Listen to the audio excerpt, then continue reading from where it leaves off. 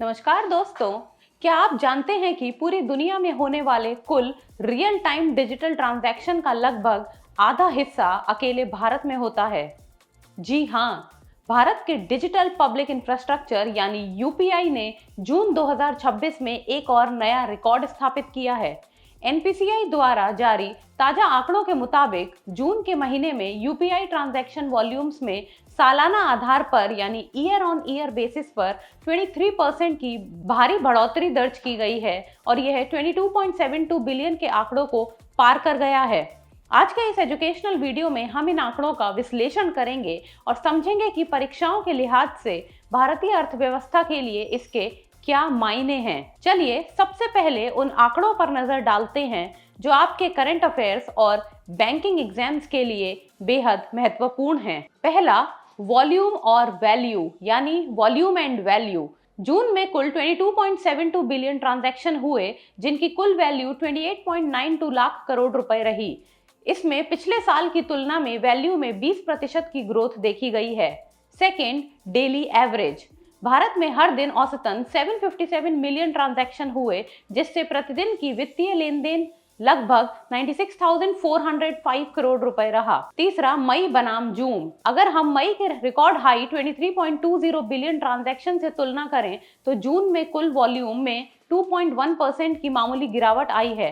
लेकिन घबराइए मत, इसके पीछे का कारण आर्थिक मंदी नहीं बल्कि कैलेंडर है। मई में 31 दिन थे जबकि जून में 30 दिन। चौथा, घटता हुआ टिकट साइज यानी एवरेज टिकट साइज। एक बहुत ही दिलचस्प ट्रेंड सामने आया है। औसत ट्रांजैक्शन साइज घटकर 1272 रुपीज रह गया है, जो जनवरी 2022 में 1802 रुपीज था। इसका मतलब है कि अब लोग बड़ी रकम ट्रांसफर करने के बजाय चाय, सब्जी, ऑटो और छोटे मोटे रिटेल खर्चों के लिए बड़े पैमाने पर यूपीआई का उपयोग कर रहे हैं। यूपीएससी मेंस या इकोनॉमी के डिस्क्रिप्टिव पेपर्स के लिए इसका ऐतिहासिक और वैश्विक महत्व जानना जरूरी है। पहला, 10 वर्षों का सफर। वर्ष 2016-17 में जब यूपीआई शुरू हुआ था तब पूरे साल में सिर्फ 2 करोड़ ट्रांजैक्शन हुए थे। वहीं वित्तीय वर्ष 2025-26 में यह आंकड़ा 24,162 करोड़ को पार कर गया।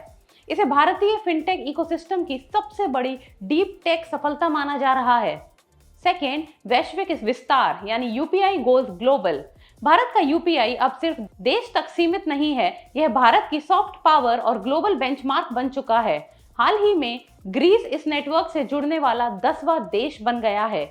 यूरो बैंक और एनपीसीआई इंटरनेशनल के बीच साझेदारी के बाद अब Singapore, UAE, France, Mauritius, Sri Lanka, Nepal, Bhutan, Qatar, Cambodia और ग्रीस जैसे देशों में भारत का डिजिटल पेमेंट इंफ्रास्ट्रक्चर काम कर रहा है। अमेरिकी संसद में चर्चा।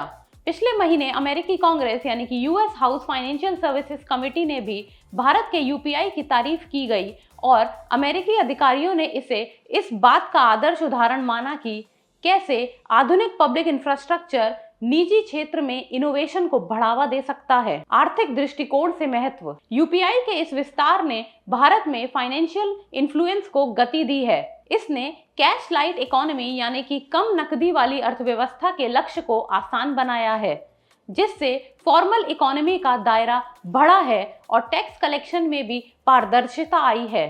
तो दोस्तों, संक्षेप में कहें तो जून 2026 के ये आंकड़े साबित करते हैं कि भारत का डिजिटल पेमेंट रेवोल्यूशन रुकने वाला नहीं है।